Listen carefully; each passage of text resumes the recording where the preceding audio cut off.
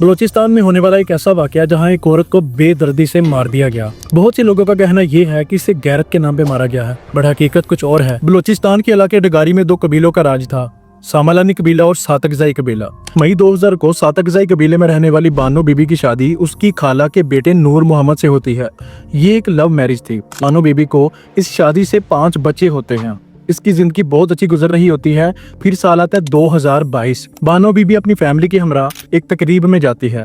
वहाँ इसकी इंटरेक्शन हो जाती है एहसानुल्लाह नामी आदमी से, जहाँ से होता है इन दोनों की मोहब्बत का आगाज। उसके बाद बानो बीबी ने भी इससे चोरी छुपे मिलना स्टार्ट कर दिया। इन्हें एक दूसरे की कंपनी इतनी ज्यादा पसंद आने लगी कि ये दोनों अपनी फैमिली और इलाके को छोड़ के शादीशुदा होते हुए भी भाग गए। 25 दिन इकट्ठा रहने के बाद एहसानुल्लाह ने बानो बीबी को छोड़ दिया। वो सीधा अपने घर आई। इस वक्त तक सातकजाई कबीले के सरदार शहबाज सातकजाई को सारी स्टोरी का पता चल चुका था। तो इसी तरह नूर मोहम्मद और बानो बीबी की पूरी फैमिली को कबीला बदर कर दिया जाता है और ये कोटा शिफ्ट हो जाते हैं। सामालानी कबीले का सरदार भी एहसानुल्लाह और उसकी पूरी फैमिली को इसकी इस हरकत की वजह से कबीला बदर कर देता है। एहसानुल्लाह भी अपनी पूरी फैमिली के साथ कोयटा में ही शिफ्ट हो गया। इसी गुस्से की वजह से वो अक्सर बानो बीबी के कोयटा वाले घर के इर्द गिर्द चक्कर लगाता। बानो बीबी का एक भाई था जलाल। जब भी वो किसी काम की वजह से घर से बाहर निकलता था तो ये उसको देख के अपनी मूंछों को ताव देता, उसका रास्ता रोकता, इवन उसको मारने की धमकियां देता था। जलाल इस बात को कब तक राज रख सकता था? उसने ये बात अपनी माँ को बता दी। उसकी माँ ने उसी वक्त